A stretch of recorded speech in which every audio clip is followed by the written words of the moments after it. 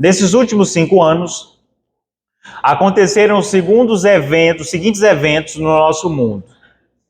Pandemia da Covid-19, alerta emitido inicialmente em 31 de dezembro de 2019 e pandemia declarada pela Organização Mundial da Saúde em 11 de março de 2020, uma crise sanitária mundial com cerca de 7 milhões de mortes. Um ataque à faca deixou 3 mortos na manhã da quinta-feira de 2019 na Basílica de Notre-Dame, em Nice, sul da França. O rompimento da barragem Brumadinho em 25 de janeiro de 2019 foi o maior acidente de trabalho no Brasil em perda de vidas humanas e o segundo maior desastre industrial do século, com 270 mortes.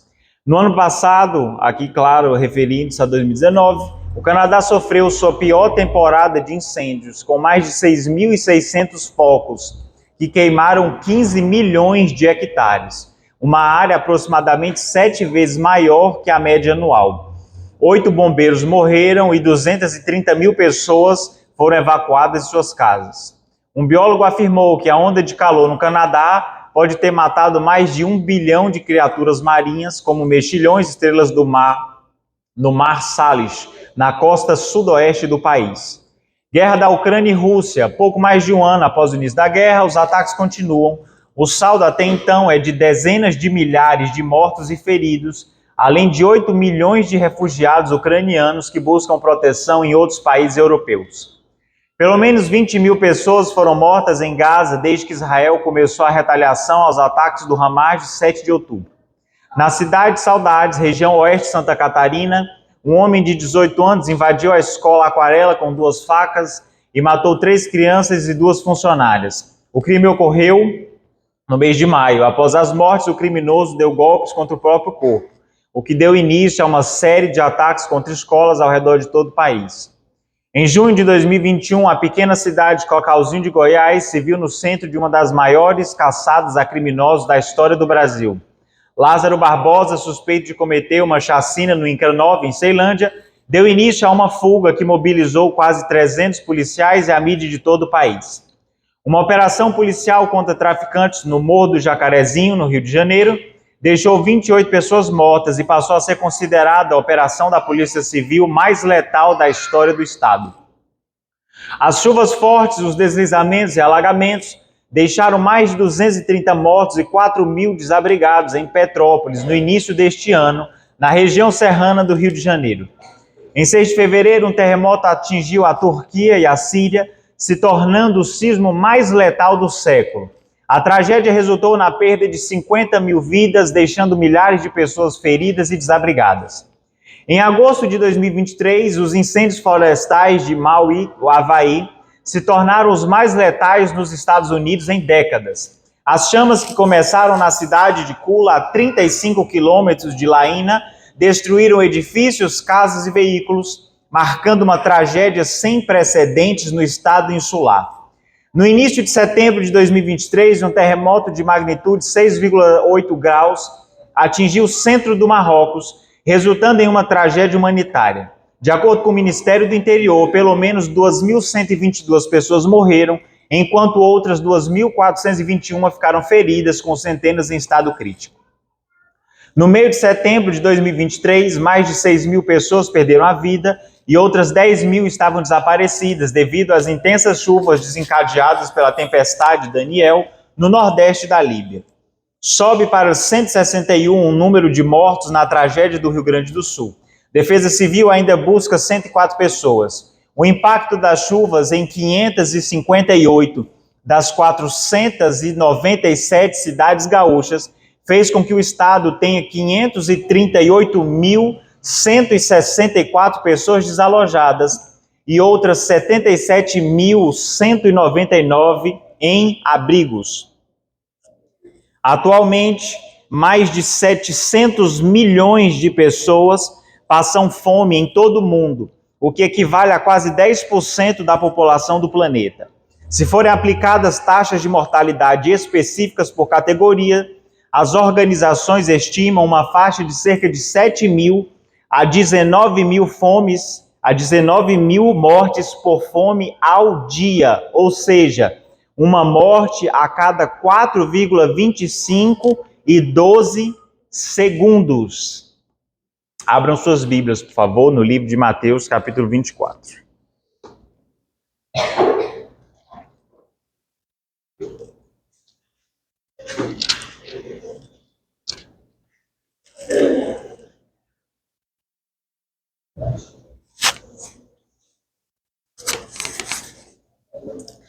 Livro de Mateus, capítulo 24. A leitura a partir do verso 6. Mateus 24, a partir do verso 6.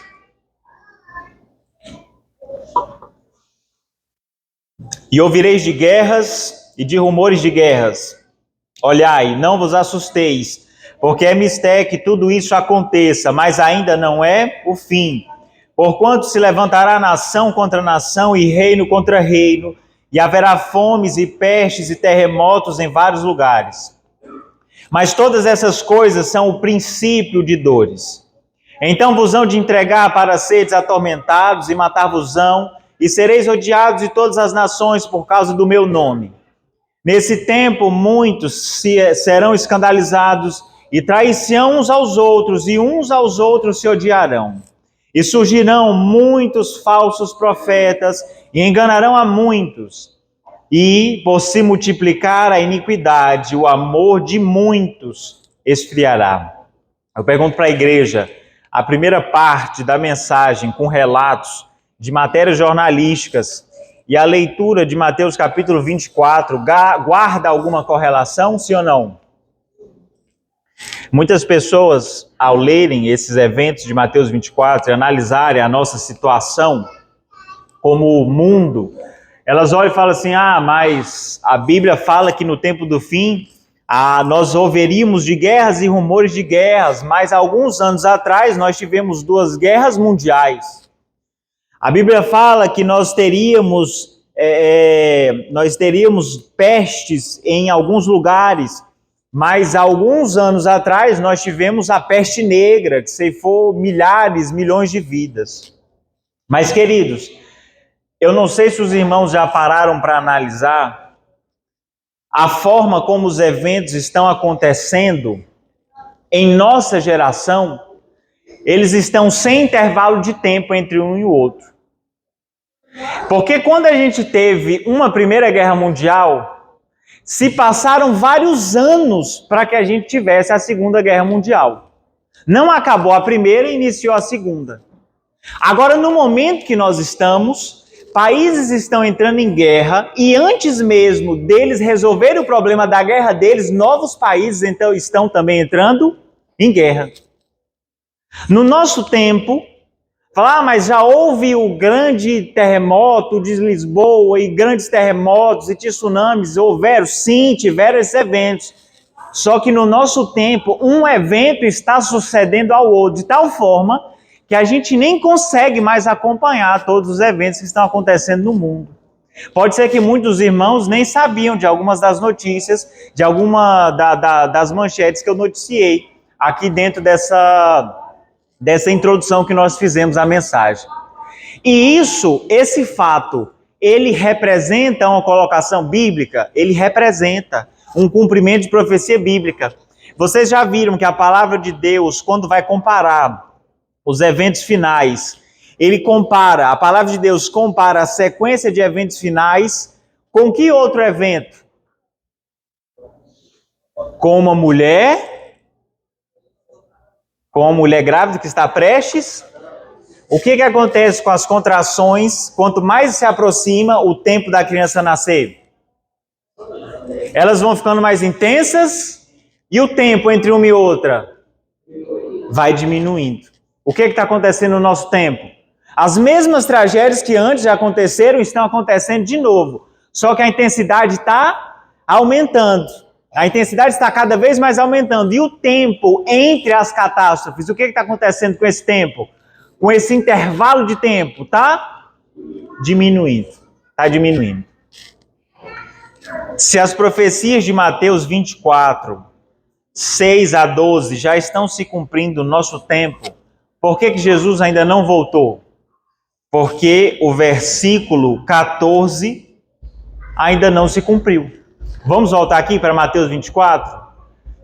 Mateus 24, 14. A nossa preocupação não é o que estava acontecendo do versículo 6 ao 12. É claro que nós vamos nos atentar a isso, com certeza. Mas a grande preocupação de nós como um povo é o versículo 14, que diz: e este evangelho do reino será pregado em todo o mundo, em testemunho a todas as nações. E então, o fim só vem depois do versículo 14. Pode ter guerra, pode matar metade da população mundial. O fim só vem depois do cumprimento das palavras de Cristo em Mateus 24, 14. O que vai acontecer em Mateus 24, 14?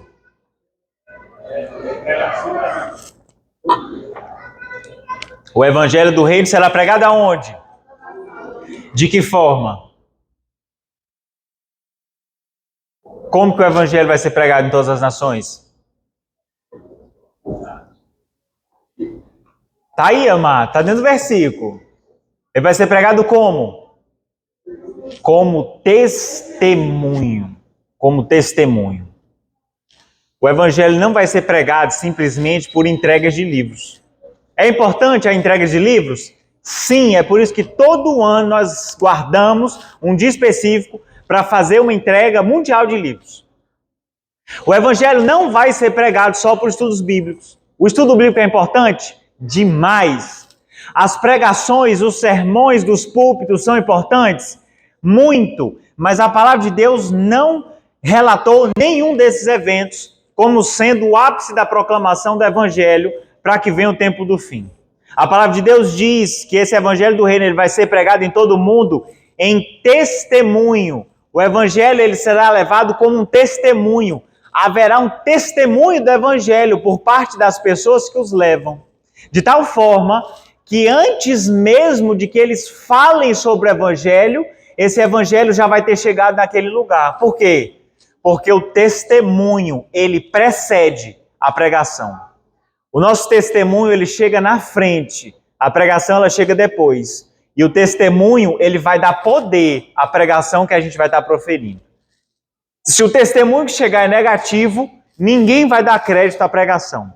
Agora, se o testemunho chegar de forma poderosa, a pregação ela vai ter espaço na vida do coração de cada um dos ouvintes. O livro Serviço Cristão, nas páginas 40 e 41, diz assim: é uma solene declaração que faço à igreja, de que nenhum entre 20 dos nomes que se acham registrados nos livros da igreja está preparado para finalizar sua história terrestre. E achar-se-ia tão verdadeiramente sem Deus e sem esperança no mundo como pecador comum. É preocupante isso, amados? Os irmãos que são bons de matemática, se a gente fosse transformar a expressão nenhum entre 20 em termos percentuais, daria quantos por cento? Nenhum entre 20. 1 em 20 dá quanto? 1 em 20.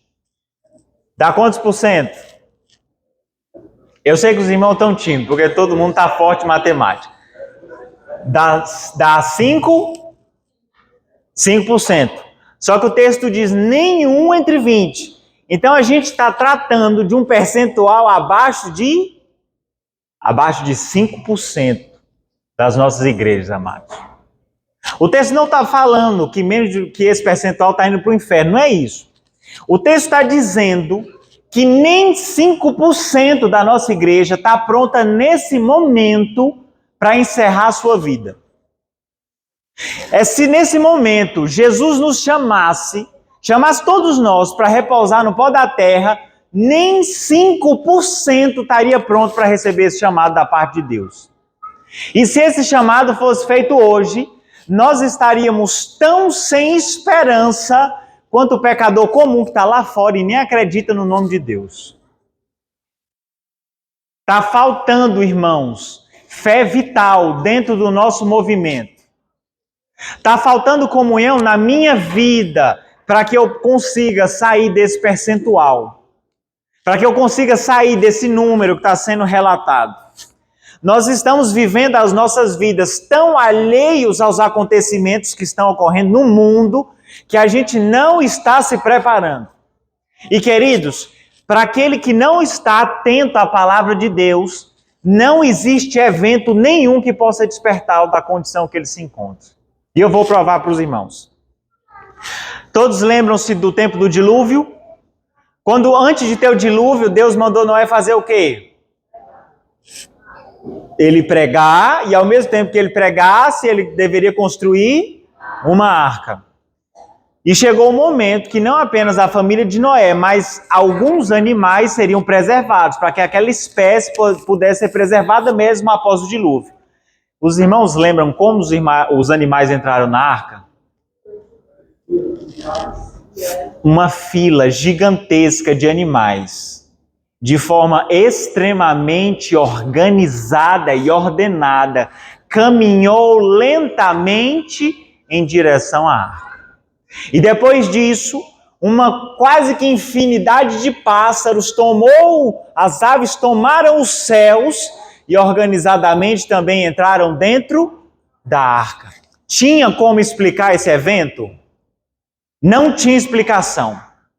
As pessoas que viram esse evento acontecendo deixaram de perecer no dilúvio porque esse evento aconteceu? Não, morreram todos da mesma forma. Podemos ter 50 mil guerras acontecendo simultaneamente no nosso mundo. Se nós não estivermos ligados na Bíblia, todos esses eventos vão ter efeito nenhum na vida de cada um de nós. Da mesma forma que todos os eventos que aconteceram antes do dilúvio não tiveram efeito nenhum da vida dos pré-diluvianos. Porque, amados, se a gente não estiver ligado com a videira, pode ter a peste que for, pode ter o terremoto que for, pode morrer quantas pessoas forem. A gente vai continuar na nossa vidinha da mesma forma que a gente estava antes. Os que tiveram oportunidades para ouvir e aceitar a verdade e se uniram à Igreja Adventista do Sétimo Dia, considerando-se o povo de Deus que guarda os mandamentos, mas não possuem mais vitalidade e consagração a Deus do que as igrejas nominais, serão atingidos pelas pragas de Deus tão verdadeiramente como as igrejas que se opõem à sua lei. Amados, é triste essa situação, mas muitas vezes os nossos irmãos de outras denominações estão na vanguarda de movimentos que deveriam estar sendo iniciados aonde? No nosso meio. Você já percebeu, não sei se vocês já viram, aqueles irmãos pentecostais fervorosos, os irmãos pentecostal raiz mesmo, aqueles assembleianos raiz, vá conversar da Bíblia com eles. Irmão, se tu não estiver muito firme na tua doutrina, vai passar vergonha. Porque eles conhecem verso de cabeça. Muitas vezes eles nem precisam saber a Bíblia, não. Eles falam de có e salteado. E muitas vezes a gente, eita, puxa aqui, e o negócio do sábado, porque ele tem o verso tal em Romanos, e tem o verso tal em 1 Pedro, e a gente, meu Deus do céu, nem sabia que existia esses versos na Bíblia. Queridos, quando a gente encontra um casal, um homem ou uma mulher, bem trajados com muita decência e modéstia na rua, o primeiro pensamento que vem na nossa mente é que eles são adventistas? Não. A gente pensa que eles são da Assembleia de Deus. A gente pode pensar que eles fazem parte dos Testemunhos de Jeová, dos Mormons.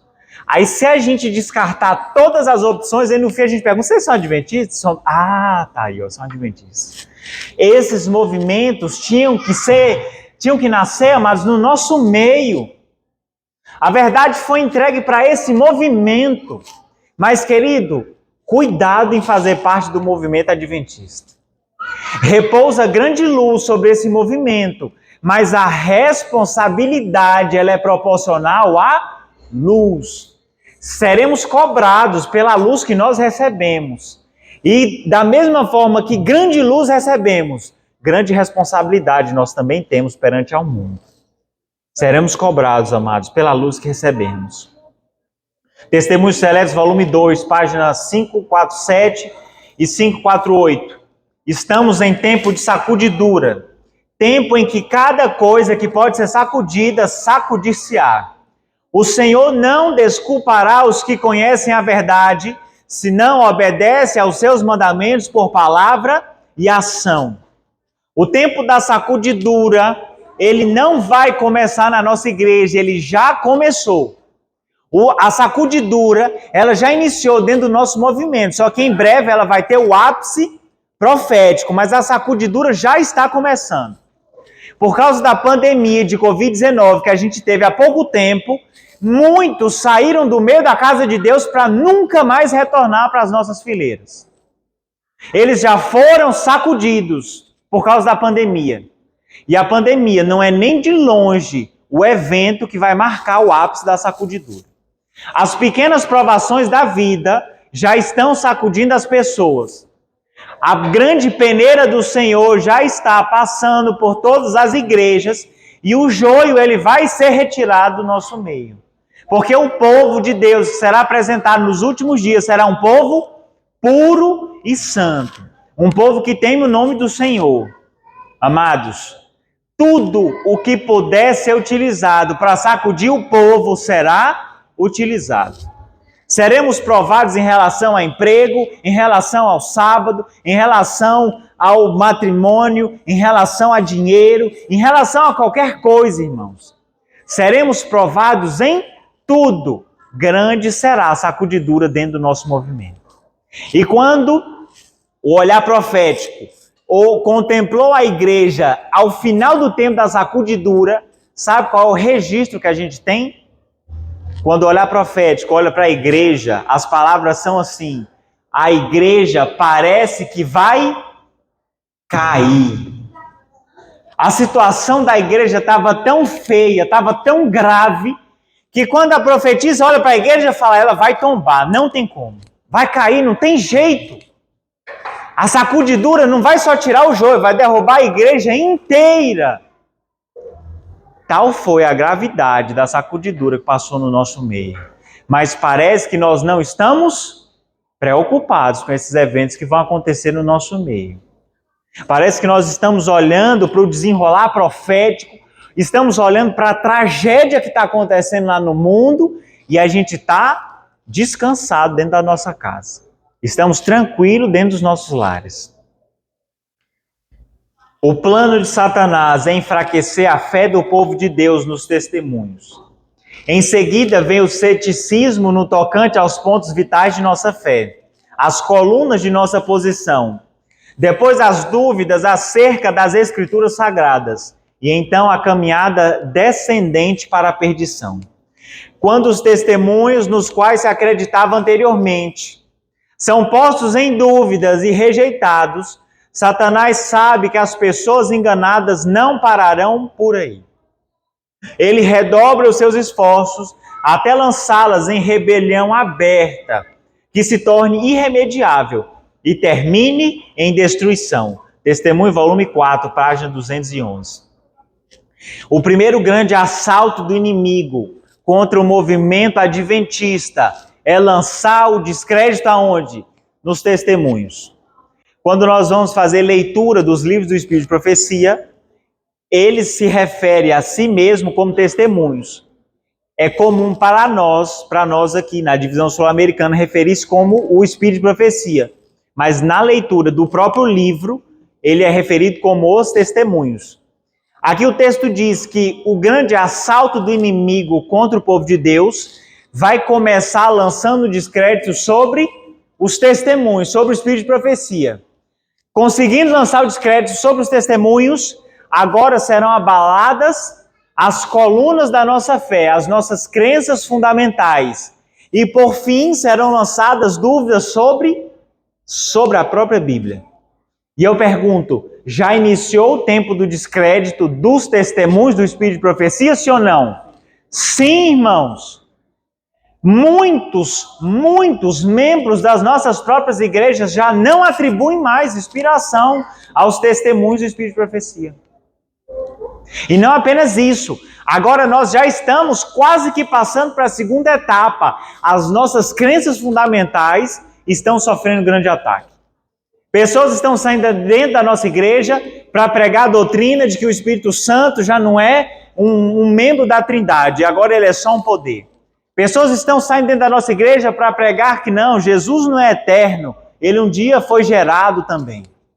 Agora são os ataques contra as nossas crenças fundamentais. E muito em breve, a própria Bíblia Sagrada será abalada dentro do nosso próprio movimento. Irmãos das nossas fileiras vão lançar dúvidas contra as Sagradas Escrituras, para que se cumpra a profecia da sacudidura no nosso meio. Queridos, é momento de nós voltarmos aos marcos antigos. Os testemunhos do Espírito de Profecia, a palavra de Deus e as nossas crenças fundamentais nos foram dados como proteção. A partir do momento que a gente remover qualquer um deles, nós estaremos correndo sério risco. Risco de quê? Risco de perdição eterna, por negligenciar as palavras que o Senhor tem dado para a sua igreja como grande bênção. Mensagens Escolhidas, volume 3. A grande questão, página 385. A grande questão que está tão próxima, o cumprimento da lei dominical, eliminará aqueles a quem Deus não designou. E ele terá um ministério puro, leal, santificado e preparado para a chuva serôdia.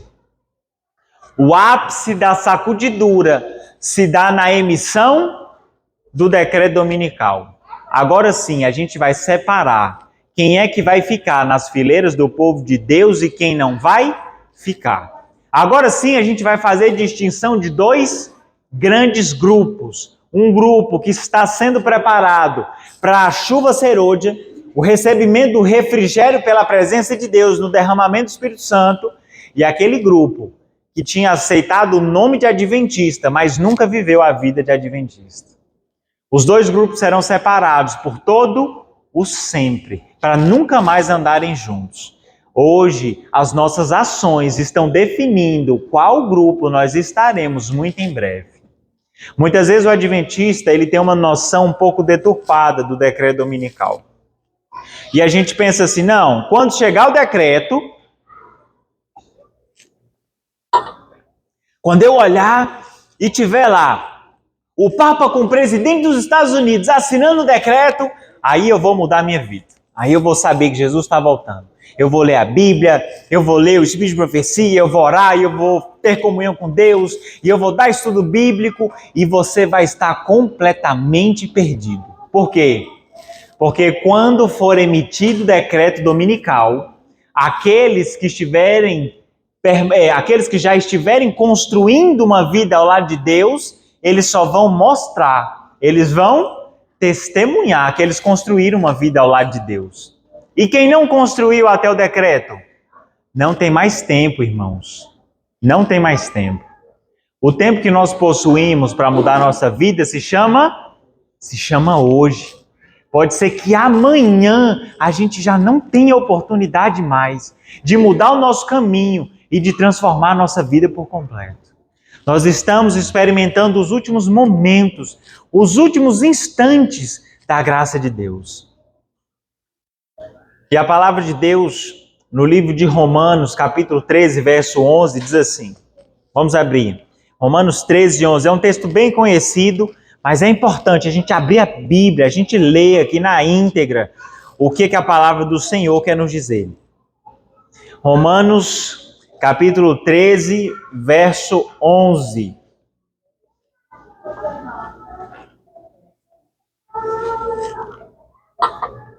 Amém? Diz assim, e digo isto, conhecendo o tempo, que já é hora de despertarmos do sono, porque a nossa salvação está agora mais perto de nós do que quando aceitamos a fé. A noite é avançada e o dia está próximo. Rejeitemos, pois, as obras das trevas e vistamo-nos das armas da luz. Andemos honestamente como de dia, não em glutonarias, não em bebedeiras, nem em desonestidades, nem em dissoluções, nem em contendas e inveja, mas revesti-vos do Senhor Jesus Cristo, e não tenhais cuidado da carne em suas concupiscências. O apóstolo Paulo está falando assim para a gente, amados, já chegou a hora de acontecer o que com a nossa vida? Chegou a hora da gente se despertar. Parece que os eventos vão acontecendo, uma coisa vai sucedendo a outra, uma profecia vai cumprindo e vai tomando lugar da outra, e a gente está de que forma? A gente está dormindo. A gente está olhando para o desenrolar profético e parece que isso não está fazendo nenhum efeito, produzindo nenhum efeito nas nossas próprias vidas, amados. É chegado o momento em que a gente precisa estar despertos. Não é momento de dormir, é tempo da gente estar de pé, é tempo de nós estarmos acordados, é tempo da gente estudar a palavra de Deus como nunca antes. O apóstolo diz, a noite é avançada. Quando nós trabalhamos em linguagem profética, a gente diz que Jesus ele volta à meia-noite. Por que à meia-noite? Porque a meia-noite é o período das mais densas trevas. É o período que o mundo vai estar mergulhado na sua pior era, no seu pior momento. E o apóstolo Paulo vem dizer assim, olha, a noite está avançada, a gente está muito perto do momento mais escuro da noite. Então o apóstolo diz, é momento de rejeitar as obras das trevas e nos vestir das armas da luz. É momento de nos revestirmos do Senhor Jesus Cristo e não termos nada a ver com as obras da carne. O livro de Gálatas, vamos avançar só mais um pouquinho. O livro de Gálatas, capítulo 6. Livro de Gálatas, capítulo 6. Vamos fazer uma leitura a partir do verso 7. Leitura de Gálatas 6, versos 7, 8 e 9.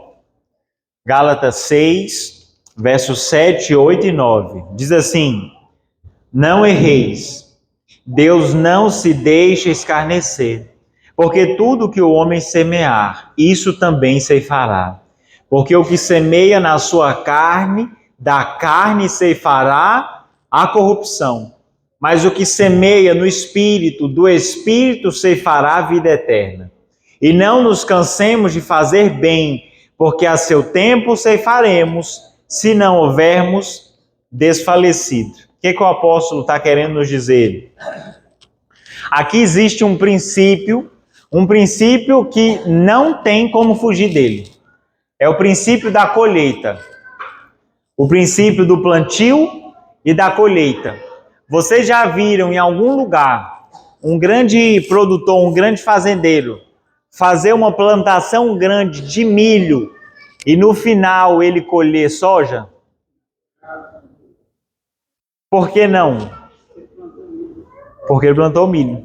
Só tem como a gente colher aquilo que a gente planta. É por isso que o apóstolo está nos alertando contra as coisas que nós estamos plantando, as coisas que nós estamos plantando hoje. Amados, não vai demorar muito e chegará um momento que nós vamos descobrir que grande parte das coisas que nós plantamos, que nós semeamos ao longo de toda uma vida, resultará numa colheita muito triste para muitos de nossos irmãos. Vamos descobrir, queridos, que as séries que nós maratonamos na Netflix não vão resultar em colheita de salvação para as nossas vidas. Vamos descobrir que todos os filmes que nós acompanhamos nos cinemas não contribuíram para a gente colher salvação. Vamos descobrir que as horas que nós gastamos em jogos jamais contribuíram com a salvação de ninguém. Vamos conseguir compreender que todas aquelas horas que a gente gastou em redes sociais não resultaram em salvação para a vida de ninguém. Vamos compreender que todas as Copas do Mundo, todas as Olimpíadas que a gente acompanhou, não vão resultar em colheita de salvação para a vida de ninguém. E para muitos, infelizmente, aquele vai ser o momento dele olhar para a vida dele e falar: poxa vida, se eu tivesse uma oportunidade de voltar atrás, eu acho que eu ia ler um pouquinho mais a Bíblia. Eu acho que eu faria mais orações para Deus transformar o meu caráter e fazer de mim uma pessoa melhor. Eu acho que eu participaria de mais alguns cultos da igreja para ouvir algumas promessas e algumas mensagens de advertência para a minha vida. Eu acho que eu teria mais tempo de comunhão com Deus. Eu acho que eu faria de Jesus, de fato, um companheiro na minha jornada. Mas haverá tempo dessas pessoas voltarem atrás e fazerem diferente? Não, queridos, não haverá tempo nenhum para essas pessoas transformarem a vida delas. Naquele grande dia, aparecerá como que um grande telão bem na frente dos nossos olhos. E na velocidade de um flash, a nossa vida vai ser passada diante de nós. E aí nós poderemos ver que o tempo desperdiçado em coisas inúteis dessa terra poderia ter sido aproveitado dentro da palavra de Deus para trazer salvação para a vida de cada um de nós. Amados, a noite já é avançada. A gente não tem muito tempo para transformar as nossas vidas. Nós temos vivido como se Jesus fosse voltar daqui a 150 anos. É irracional viver dessa forma. Não tem como. Nós carregamos no nosso próprio nome a esperança de que Jesus está voltando. Quando alguém vem aqui no nosso púlpito e fala Maranata, a gente responde o quê? O Senhor vem em que tempo? O Senhor logo vem. Será que a gente acredita nisso? Será que a gente de fato acredita que Jesus está voltando e logo? Se a gente acreditasse nisso, será que a gente não estava dedicando mais tempo nosso à consagração?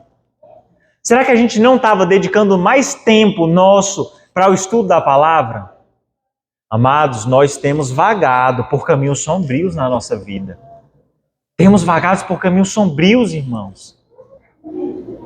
O nosso prazer ainda tem sido centralizado nas coisas desse mundo, queridos. É tão difícil reunir o nosso povo para fazer atividades que vão nos levar para mais perto de Jesus. Vocês já viram a dificuldade para achar pessoas dentro da igreja para dar estudo bíblico? É tão difícil, amados, achar gente na igreja para ministrar estudo bíblico lá fora. É tão difícil a gente fazer vigília nas nossas igrejas. E mesmo assim, quando a gente faz, é tão difícil as pessoas virem. É tão difícil encher culto de quarta, é tão difícil encher culto de domingo. É tão difícil reunir as pessoas para estudar a Bíblia. Monta um grupo na tua casa, chama os irmãos da igreja inteira e fala que você vai estudar só a Bíblia e vê quantas pessoas aparecem lá batendo na porta da tua casa.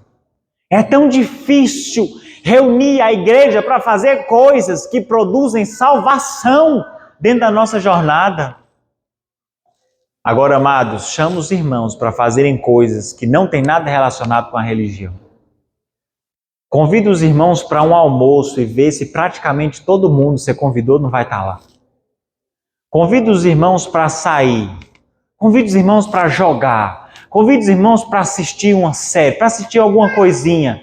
E vê se o convite não será aceito por praticamente todo mundo. Por que o nosso tempo, quando é para alguma coisa da igreja, eu não tenho tempo, eu estou numa correria, meu trabalho, eu estou cansado. E por que nas outras coisas a gente acha tempo?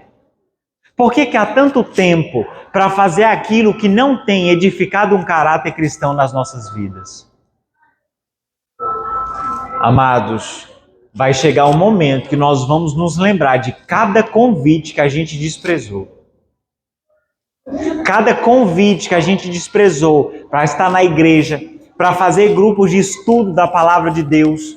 Cada vigília que a gente não quis ir. Cada culto que a gente não quis participar. cada pequeno grupo que a gente não quis estar envolvido, cada missão, cada distribuição de livro que a gente não participou, cada momento de dupla missionária que a gente não fez parte, chegará o tempo que nós vamos nos lembrar dos convites que a gente rejeitou.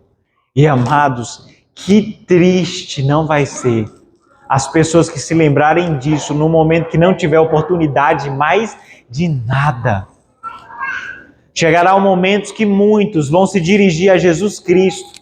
O nome deles não foi chamado, não estava registrado no livro de registro da vida.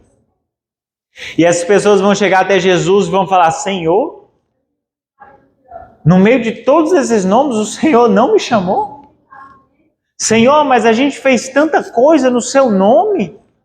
Pode ser que eu não estava no pioneirismo dos movimentos, mas hora ou outra eu estava aqui e eu distribuí um livro, eu fiz aquilo. E Jesus vai virar para essas pessoas e dizer o quê? Eu não faço a menor ideia de quem é você. Eu não te conheço. Apartai-vos de mim, os que praticam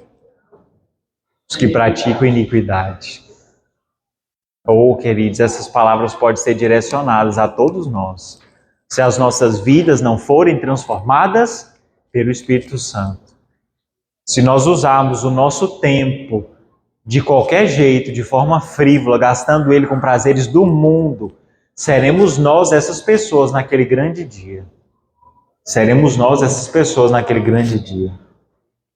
Eu vou encerrar aqui com os irmãos com um texto muito importante, e ele diz assim, está no livro Eventos Finais: se quereis ser santos no céu, precisais ser primeiro santos na terra.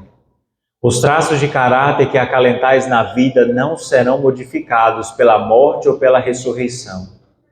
Saireis da sepultura com a mesma disposição que manifestastes em vosso lar e na sociedade. Jesus não altera o caráter em sua vinda. A obra de transformação tem de ser efetuada agora. Nossa vida diária está determinando o nosso destino. Precisamos arrepender-nos dos defeitos de caráter, vencê-los pela graça de Cristo e formar um caráter simétrico neste período de prova, a fim de que sejamos habilitados para as mansões lá do alto. Queridos, quando eu leio esses textos para a igreja, uma das principais características dos mensageiros é que quando eles estiverem tomando o púlpito das igrejas, quando eles estiverem assumindo o lugar sagrado da igreja, o lugar santíssimo, a mensagem precisa primeiro alcançar o coração deles para depois ela ser direcionada para a igreja. E queridos, quando eu olho para esse texto, eu faço uma meditação sobre a minha própria vida. Sobre a minha própria vida. As nossas obras diárias, elas estão definindo o nosso futuro, amados. Se a gente passa tão pouco tempo com Jesus na terra, por que ele nos levaria para o céu? Se o tempo que a gente tem para dedicar a Jesus são 3 horas no sábado de manhã e alguns minutos nos cultos matinais, por que a gente entraria no céu? Amados, se a gente não tem comunhão com Jesus na terra, não existe lógica da gente estar no céu. Porque as pessoas que vão ser levadas para o céu, elas estarão lá nas novas mansões, na Cidade Santa, para ter comunhão com quem? Com Jesus. As pessoas estarão no céu para desfrutar uma eternidade com Jesus. Mas se a gente não desfruta tempo e tempo de qualidade com Jesus na terra, não existe lógica da gente ser levado para o céu, amados. Se a gente faz um estudo de minutos da Bíblia, por que nós seríamos levados para o céu, irmãos? Irmãos, não tem lógica. A gente não pode viver como se todo mundo fosse salvo no final. Ah não, no final Jesus vai salvar todo mundo. Isso é uma mentira, isso é um engano. Quando Jesus ele olha para a terra, para a quantidade de pessoas que verdadeiramente estão sendo salvas, Jesus fala assim: porventura haverá fé na terra quando vier o Filho do Homem? A pergunta é mais ou menos essa: será que alguém vai estar aguardando o Filho do Homem quando ele vier? A situação vai ser tão grave, que parece que ninguém vai estar aguardando Jesus quando ele voltar. Nós estaremos vivendo, as pessoas estarão vivendo tanto para os seus próprios prazeres, que parece que ninguém vai estar se importando com a volta de Jesus. E vai estar acontecendo guerras, e rumores de guerras, e fomes, e pestes, e terremotos, e as pessoas vão estar vivendo as suas vidas da mesma forma, amados. Muitos só vão compreender que Jesus realmente estava perto de voltar em que momento? No momento que eles virem aquela pequena nuvem aparecendo lá do meio da constelação de Órion. Só naquele momento, amados. Queridos, a salvação é muito valiosa, amados. Se a gente perder o céu, a gente vai ter perdido tudo. O Senhor nos colocou dentro desse movimento, nos colocou dentro dessa igreja. Queridos, a gente poderia nesse momento estar em outro lugar. A gente poderia nem acreditar em Deus agora, mas não. Estamos aqui, recebendo alimento puro, tendo contato com a palavra de Deus. Estamos aqui constantemente vendo o desenrolar profético. Conhecemos a doutrina do santuário, conhecemos sobre o sábado, conhecemos sobre a lei. Queridos, quando é que isso vai fazer mudança na nossa vida? Cadê aquele povo que é manso, que é longânimo, que é temperante, que é amorável, que é alegre, que ajuda o próximo? Cadê aquele povo que é fiel aos seus princípios e prefere entregar a sua própria vida à morte do que cometer um pecado contra a lei do Senhor? Cadê esse povo firme na justiça, amados? Parece que eles não existem mais. A gente desliza do caminho por qualquer coisa. Por qualquer coisa. Amados, tinha irmãos adventistas nossos assistindo o filme da Barbie no cinema. Aí no final a gente quer todo mundo entrar no céu. Amados, não é qualquer pessoa que entra no céu, não, queridos. É um povo puro que vai entrar no céu. É um povo puro, amados. A gente não pode continuar vivendo da forma como estamos vivendo hoje e achar que no final todo mundo vai estar entrando no céu. Não podemos, queridos.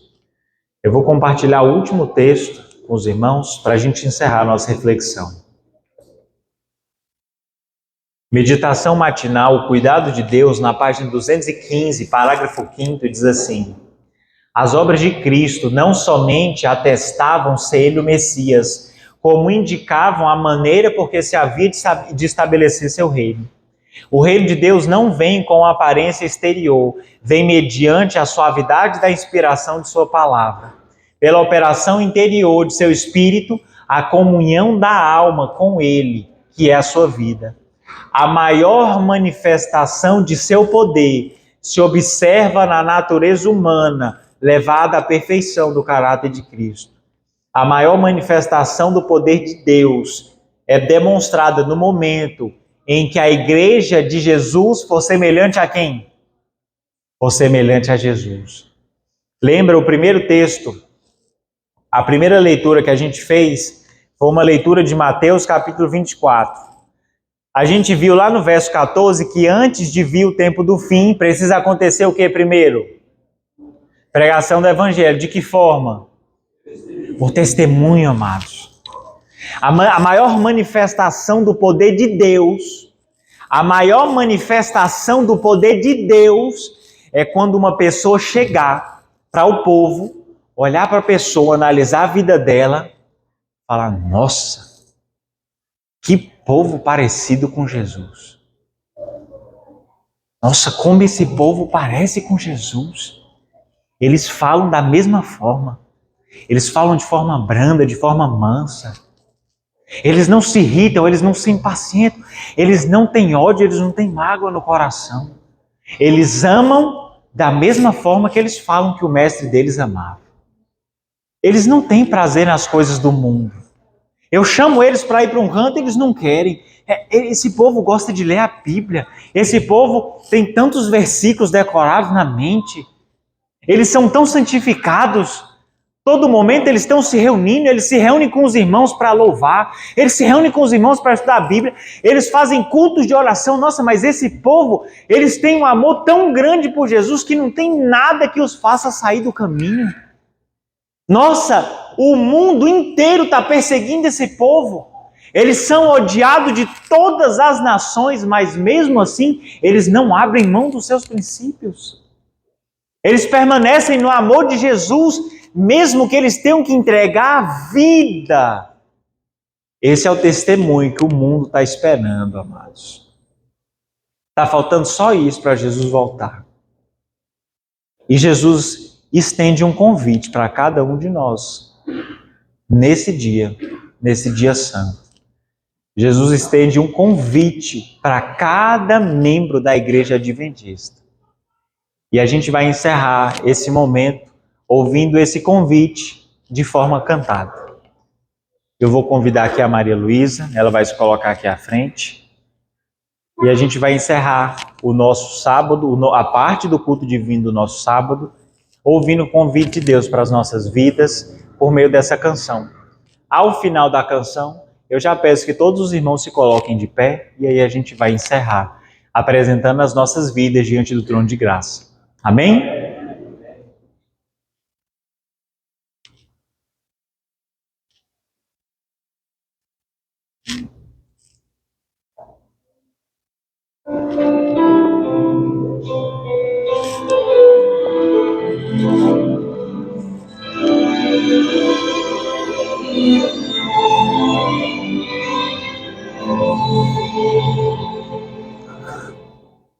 Hoje se ouve, diz a sua voz, não endureçais o vosso coração. Essas são palavras do Espírito de Deus, que outra vez você ouviu. Não resistas ao convite. Os braços de Jesus sabemos todos.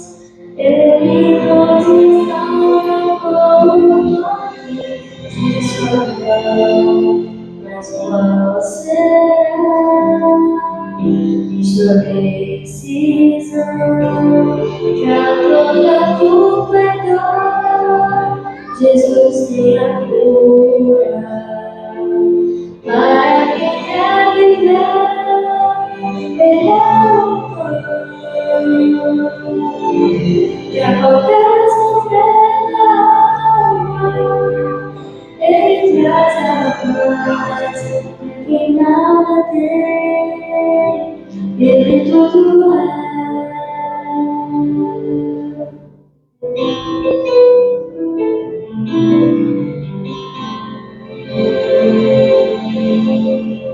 Não resistas ao convite. Os braços de Jesus sabemos todos nós. Ele nos restaura com o toque de sua mão. Mas qual será sua decisão? Pra toda culpa é dor, Jesus tem a cura. Para quem quer viver, Ele é o pão. Pra qualquer sofrendo alma, Ele traz a paz. Ele nada tem, Ele tudo é. Pra toda culpa e dor, Jesus tem a cura. Para quem quer viver, Ele é o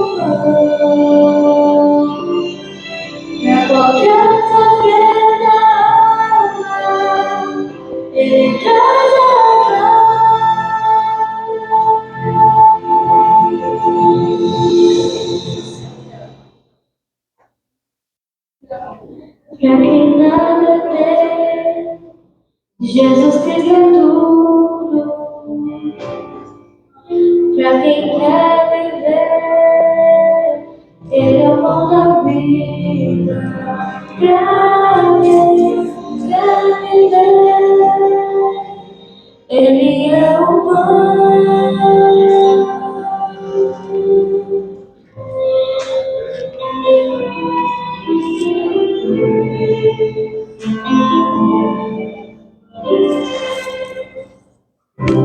Amados, todas as coisas que nós temos hoje no mundo, elas um dia vão passar. Todos os prazeres que o mundo pode nos oferecer, todos os entretenimentos, um dia vão passar. Só tem uma coisa que permanece por toda a eternidade. O próprio Cristo já havia dito, o que permanece é o quê? Mas as minhas palavras, essas jamais, queridos, vão passar. Vamos dedicar mais tempo aqui, queridos. É aqui. Aqui está a nossa esperança. Aqui está a vida eterna. A nossa salvação está dentro desse livro, irmãos. A gente está com pouco tempo, queridos. Com pouco tempo. Não vamos ter uma decepção lá no futuro, mas não. Vamos construir uma vida genuinamente cristã hoje. Por meio de onde? Por meio desse livro, amados. É disso que a gente precisa de alimento puro, e isso só pode ser encontrado nas Sagradas Escrituras. Vamos dedicar tempo a Jesus, vamos deixar que Ele habite na nossa vida e nos transforme, porque senão, amados, querido, quão grande vai ser a decepção daquele povo que teve no nosso meio, que teve a oportunidade de alcançar a vida eterna, e perdeu tudo, queridos, perdeu tudo. Perdendo o céu, amados, a gente vai ter perdido todas as coisas. Perdi todas as coisas. Nesse momento, nós vamos nos colocar na presença de Deus, mais uma vez, entregando nossas vidas a Ele e suplicando pela transformação que nós tanto precisamos. Curvemos as nossas frontes para falar com Deus.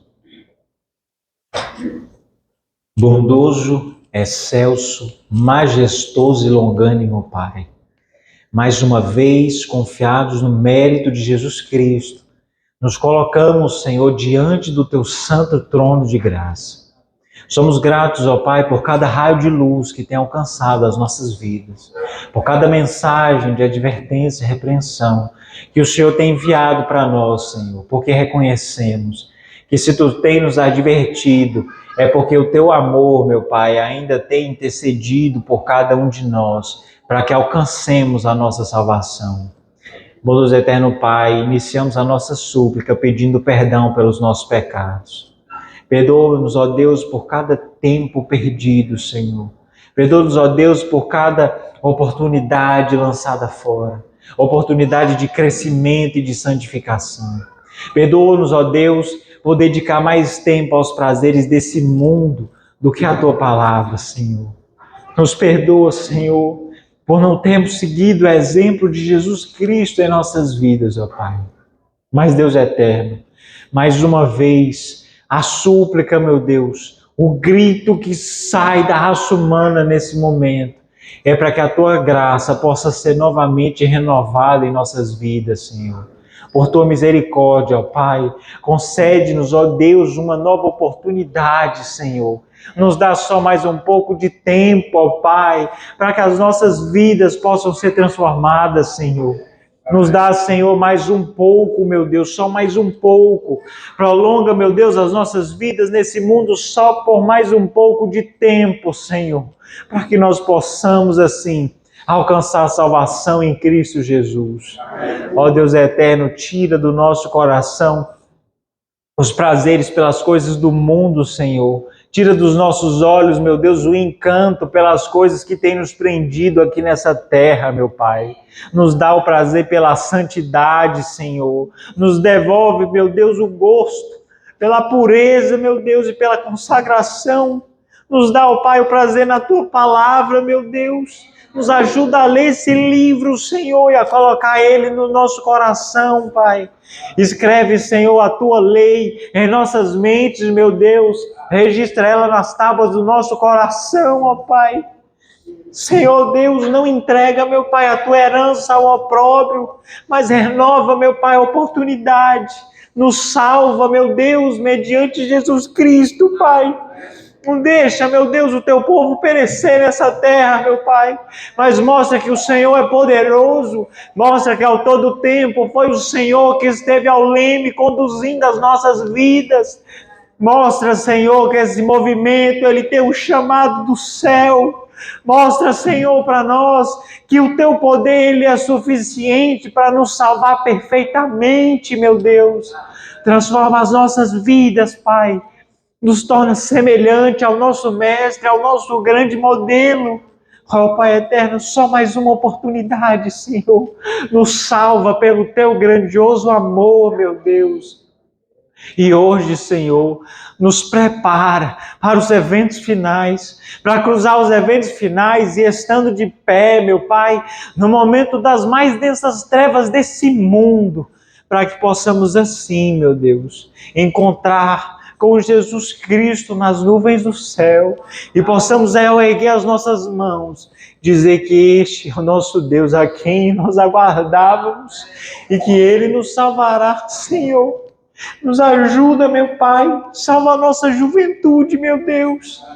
Ajuda os nossos jovens a permanecer nos caminhos da justiça e da retidão. Ajude-os, meu Pai, para que eles possam esconder as tuas palavras em seus corações, meu Deus, e que assim não venham a pecar contra ti. Abençoa a nossa liderança, meu Deus. Forma líderes, meu Deus, de caráter firme e inabalável para guiar o teu povo no caminho da salvação, meu Pai. Abençoa essa igreja, Senhor. Derrama o Espírito Santo sobre cada um de nós e nos dá o grato, enorme privilégio de ter um reencontro, meu Pai, nas mansões celestiais, onde poderemos, ao lançar nossas coroas aos teus pés, atribuir a Ti, meu Pai, toda a honra, toda a glória pelos séculos dos séculos. Amém. Essa oração fazemos no nome de Jesus Cristo. Amém, Senhor. Amém. Que Deus nos abençoe, amados, e nos conceda uma caminhada diferente, mais elevada e consagrada com o nosso Senhor Jesus Cristo.